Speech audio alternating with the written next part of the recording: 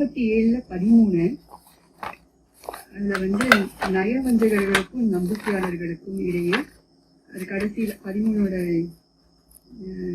கடைசி பார்க்கல, அவர்களுக்கிடையே ஒரு சுவர் எழுப்பப்படும், அதற்கு ஒரு வாயில் இருக்கும், அதன் உட்புறம் இறைவனுடைய அருள் இருக்கும், ஆனால் அதன் வெளியில் திசையெல்லாம் அவன் புறத்தில் இருந்து வேதனை இருக்கும். அந்த வாயில் என்ன அப்படிங்கிறது. நயவஞ்சகர்களான ஆண்களும் நயவஞ்சகர்களான பெண்களும். நயவஞ்சகம் என்னது? மனதில் தெளிவடைந்து அந்த தெளிவுக்கு மாறாக நடந்து கொள்வது, இது நயவஞ்சகம். நன்மை என்ன அப்படின்னு விளங்கி அதற்கு மாறாக நாம் காரியங்கள் செய்வது, எண்ணம் கொள்வது நயவஞ்சகம். நயவஞ்சகர்களை இறைவன் நேசிப்பதில்லை. இறைவன் நேசிக்கவில்லை என்றால் எந்த ஒன்றும் நேசிக்காதுன்னு அர்த்தம். அகிலங்கள் நேசிக்காது. இவர்கள் நம்பிக்கை கொண்டவர்களை நோக்கி, எங்களை சற்று பாருங்கள், உங்கள் ஒளியிலிருந்து நாங்களும் பயனடைந்து கொள்கிறோம் என்று கூறும் தினத்தை. எதற்காக நயவஞ்சகம்? இறைவன் மனிதர்களுக்கு தெளிவுபடுத்தியிருக்கின்றான். அபகரிக்காதீர்கள். அவன் யாவற்றையும் படைத்திருக்கின்றான். மனித உணர்வு கொண்டு வாழக்கூடிய யாவருக்கும்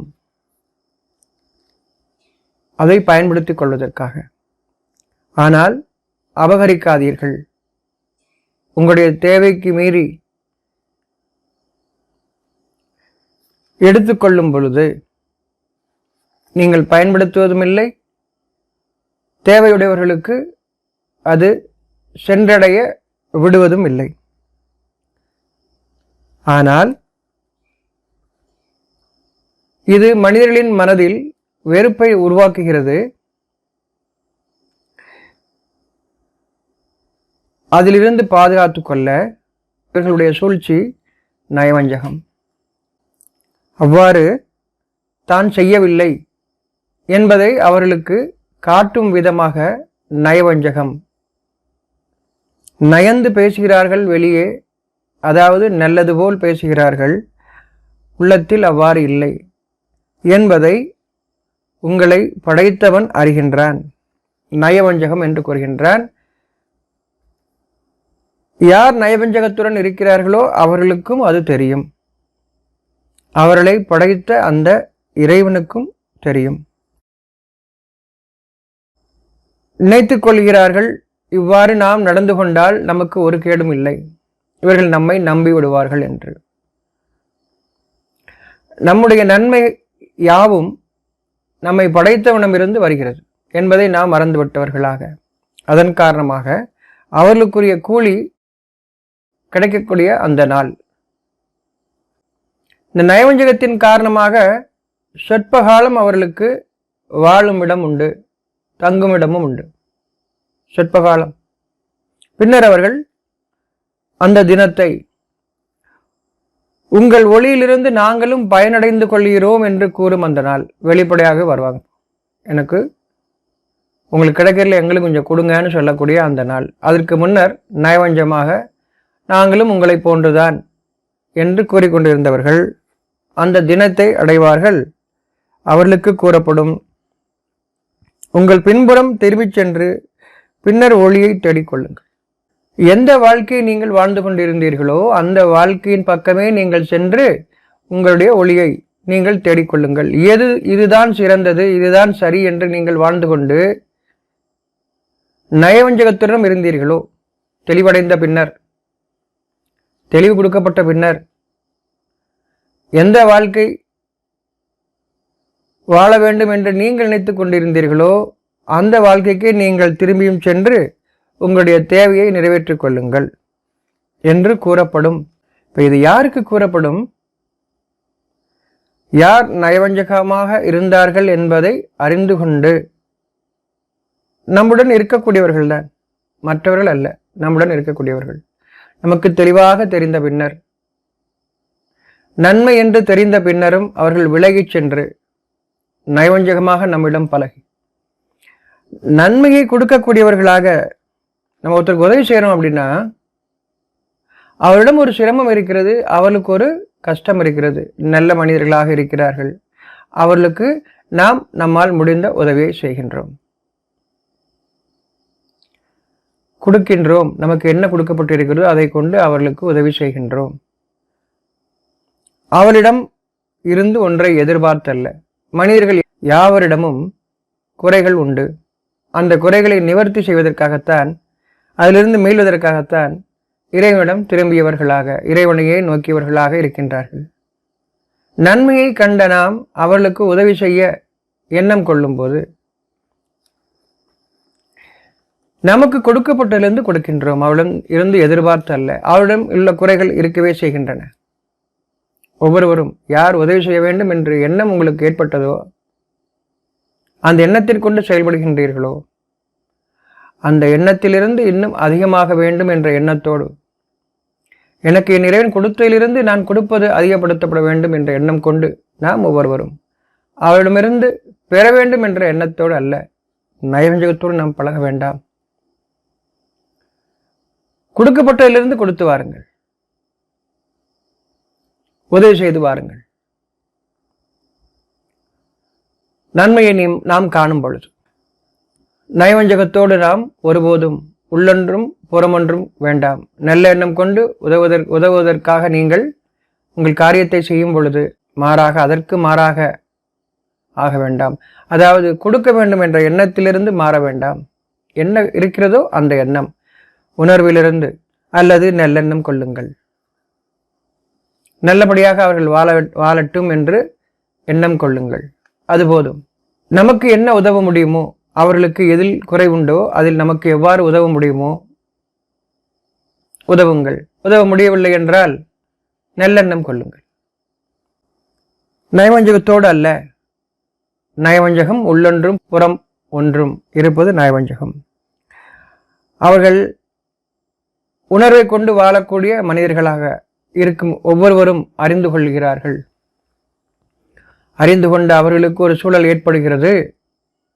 அப்பொழுது அவர்கள் கேட்கிறார்கள், உங்களுக்கு உள்ள ஒளியில் எங்களையும் கொஞ்சம் பாருங்கள் என்று. அப்பொழுது அவர்களுக்கு அறிவிக்கப்படும், உங்கள் பின்புறமாக சென்று எந்த எண்ணத்தில் நீங்கள் வாழ்ந்து கொண்டிருந்தீர்களோ அதன் பின்புறமாக சென்று, அதன் பின்னே சென்று இப்பொழுதும் உங்களுடைய ஒளியை நீங்கள் தேடிக்கொள்ளுங்கள். எதை நீங்கள் இப்பொழுது தேவை என்று நினைக்கின்றீர்களோ அதை உங்களுடைய வாழ்க்கையில் தேடிக்கொள்ளுங்கள். அதுதான் வாழ்க்கை என்று எண்ணம் கொண்டிருந்தீர்களே, அதில் தேடிக்கொள்ளுங்கள் என்று கூறப்படும். பிறகு அவளுக்கிடையே ஒரு சுவர் எழுப்பப்படும்.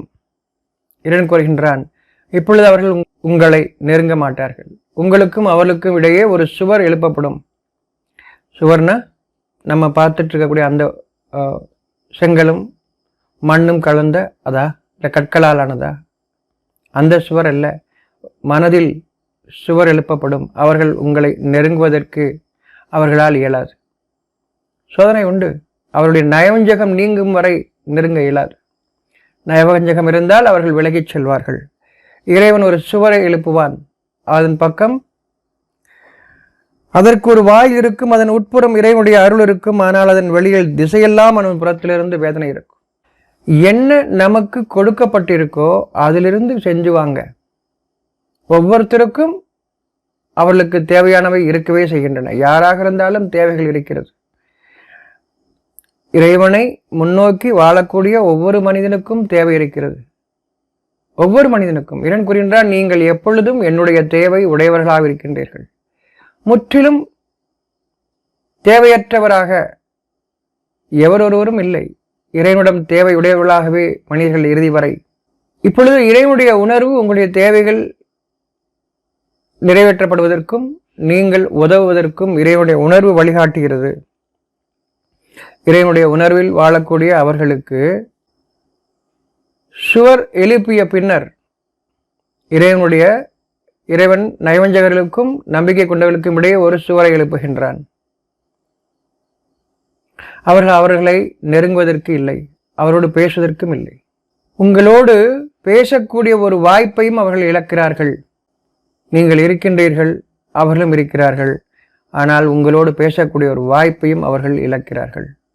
நம்பிக்கை கொண்டு வாழக்கூடிய அந்த மக்கள் அவருடைய அந்த வாயிலில், அவர்கள் வாழக்கூடிய அந்த வழியில் அருள் இருக்கும்.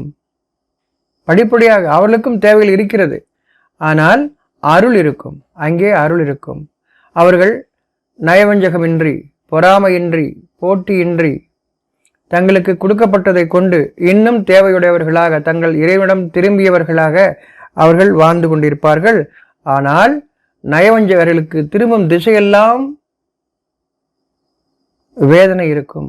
நம்பிக்கை கொண்டவர்கள் உணர்வை அவர்களின் உள்ளே, அவருடைய வாயில், அவருடைய மனம், அவருடைய வாயிலுக்குள்ளே படிப்படியாக அவர்கள் உள்ளே இருக்கிறார்கள். நயவஞ்சர்கள் வெளியே இருக்கிறார்கள். அவர்கள் மனதை விட்டும் வெளியே, அறிவில் அவர்கள் வாழ்கிறார்கள். மனதிற்கு வெளியே அவர்கள் வாழ்கிறார்கள்.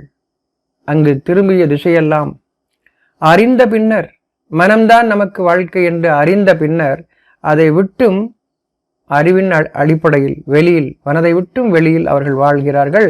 ஆனால் மனதை கொண்டுதான் வாழ்கிறேன் என்று நயவஞ்சகம், நயமாக, நல்ல விதமாக, ஆனால் வஞ்சனையான எண்ணத்தோடு அவர்கள் இருப்பதன் காரணமாக ஒரு நாள், அந்த நாளில் அவர்களுக்கு வேதனை உண்டு. இப்போ இந்த எச்சரிக்கை நமக்கு வரும்போது, யார் இறைவன் பாதையில் திரும்பிக் கொள்கிறார்களோ, அதாவது மனதின் பாதையில், உணர்வு அறிவிக்கும் அந்த பாதையில் திரும்பிக் கொள்கிறார்களோ, அவருடைய அந்த வாழ்வில் அருள் இருக்கும் என்று இறைவன் கூறுகின்றார். மனம் உங்களை கவனிக்கும் விதமாக, அந்த வாயிலில் உள்ளே என்றால் மனதின் பாதையில் நீங்கள் செல்கின்றீர்கள். மனதை விட்டுவிட்டு நீங்கள் வெளியில் வந்துவிடுகிறீர்கள். நயவஞ்சகமாக இறைவன் எச்சரிக்கின்றான். நாள் வரும், இன்று நீங்கள் இறைவனுடைய கருணையில் இருக்கின்றீர்கள். அந்த நயவஞ்சகம் எதை கொண்டு சேர்க்கும், எங்கு நம்மை கொண்டு சேர்க்கும் என்பதை இவன் அறிவிக்கின்றான். என்று கூறப்படும் நாள், உங்கள் ஒளியிலிருந்து நாங்களும் பயனடைந்து கொள்கிறோம், எங்களையும் கொஞ்சம் பாருங்கள் என்று கூறும் அந்த நாள். அப்பொழுது கூறப்படும், நீங்கள் உங்களுடைய வழியிலே வாழ்ந்து கொள்ளுங்கள் என்று கூறப்படும். நயவஞ்சகமாக மனதை விட்டு வாழக்கூடிய அந்த வாழ்க்கையிலும், மனதை கொண்டு வாழக்கூடிய அந்த வாழ்க்கையிலும், மனதை கொண்டு வாழக்கூடிய வாழ்க்கைக்காக நாம் படிப்படியாக வேதத்தை கொண்டும் அதன் வழிகாட்டுதலை கொண்டும், உணர்வூட்டக்கூடிய அந்த வழிகாட்டுதலை கொண்டும் நாம் படிப்படியாக வேதம் காட்டக்கூடிய மனதின் பாதையில் வாழ்வதற்காக ஒவ்வொரு நாளும் நாம் உணர்வை கவனித்தவர்களாக, உணர்வூட்டக்கூடியவர்களின் அந்த வழிகாட்டுதலிலும் நாமும் சாட்சியாக, நமக்கு சாட்சிகளையும் நாம் கண்டு நாமும் பிறருக்கு சாட்சியாக இருப்பதற்காக உணர்வின் பாதையில் எதை விளங்கி கொண்டிருக்கின்றோமோ நாம் இன்னும் விளங்க வேண்டியிருக்கிறது. ஒவ்வொரு நாளும் வாழ்க்கையின் இறுதி நாள் வரையிலும் நாம் விளங்கி கொள்ள வேண்டி இருக்கிறது. நம்முடைய இறைவன் நம்மை பொருந்து கொள்ளும், அந்த பொருந்தி நம்மை அழைத்து செல்லும் அந்த நாள் வரையில் நாம் இறைவனுடைய உதவி தேவைப்பட்டவர்களாக, என்றென்றும் அவனை முன்னோக்கியவர்களாக வாழ வேண்டி இருக்கிறது. ஒவ்வொரு நாளும் திரும்பும் திசையெல்லாம், மனதை விட்டு நீங்கள் எங்கு திரும்பினாலும் திரும்பிய திசையெல்லாம், நீங்கள் கிழக்கில் திரும்பினாலும் சரி, மேற்கில் திரும்பினாலும் சரி, எந்த திசையில் நீங்கள் திரும்பினாலும் சரி, மனதின் அந்த திசையில் நாம் திரும்பாத வரை மனதை கவனித்தவர்களாக, அதில் இறைவனுடைய செய்தியை கவனித்தவர்களாக வாழ்வது. மனதை விட்டு நாம் வெளியில் செல்லும்போது அதன் வெளியில் திரும்பும் திசையெல்லாம் வேதனை. திரும்பும் திசையெல்லாம் வேதனை வருவதற்கு முன்னர் இறைவனுடைய கருணையில் வாழ்ந்து கொண்டிருக்கிறோம். நாம் திருந்துவதற்கான ஒரு காலம் நம்ம புரிஞ்சுக்கணும். இறுதி நாள் வரைக்கும் நமக்கு சோதனை உண்டு. என்ன சோதனை? என்னுடைய இறைவனுடைய உதவி நான் தேவைப்பட்டவனாக இருக்கிறேன்ங்கிற சோதனை இருக்கும். சோதனை இருந்துகிட்டே இருக்கும். அதாவது எப்பொழுதும் நான் என்னுடைய இறைவனிடம் திரும்பியவனாக. இறைவனுடைய ஒவ்வொரு குணமும் நம்மை பாதுகாக்கும். இறை உணர்வுன்னு சொல்லும்போது உள்ளட்சம் இறைவனுடைய உணர்வு, இரக்கம் இறைவனுடைய உணர்வு, உதவி செய்தல் இறைவனுடைய உணர்வு, மன்னித்தல் இறைவனுடைய உணர்வு, விட்டு கொடுத்தல், பொறுத்து கொள்ளுதல், ஒவ்வொன்றும் அவன் நமக்கு அதற்குரிய ஒரு சக்தியை கொடுத்து உணர்வூட்டுகின்றான். இறை உணர்வில் நாம் வாழ வேண்டியவர்களாக அமைக்கப்பட்டிருக்கின்றோம். இறை உணர்வு நமக்கு இப்பொழுது என்ன இறை உணர்வு தேவை என்பதை உள்ளம் நமக்கு நம்முடைய மனதிற்கு அறிவித்து கொண்டே இருக்கிறது. இதை விட்டும் விலகுவதற்கு இல்லை. விலகும் போதெல்லாம் நமக்கு இறைவன் சோதனையை கொண்டு திருப்புகின்றான். இந்த சோதனையே இல்லாமல் வாழ வேண்டும் என்று ஒவ்வொருவரும் விரும்புகின்றோம். ஆனால் இறுதி நாள் வரை உண்டு. அந்த சோதனை தான் நம்மை இறைவனுடைய பொருத்தத்திற்கு, எதை நாம் விரும்புகின்றோமோ அந்த வாழ்க்கையில் நம்மை அழைத்து செல்லக்கூடியதாக இருக்கிறது. இறை உணர்வு பெற்றவர்களுக்கு இது பெரும் பாரம் அல்ல, பெரும் பாரமாக இருக்காது. தெளிவு நமக்கு கிடைக்கும் போதுதான் நமக்கு இது லேசாகும். அவர்களுக்கு எளிமையானதை இன்னும் லேசாக்குகிறோம். எப்படி தெளிவு கொடுத்துட்டே இருக்கிறோம். தொடர்ச்சியாக நமக்கு தெளிவு கிடைச்சிக்கிட்டே இருக்கு. இந்த தெளிவு இல்லைன்னா பெரும் பாரம்.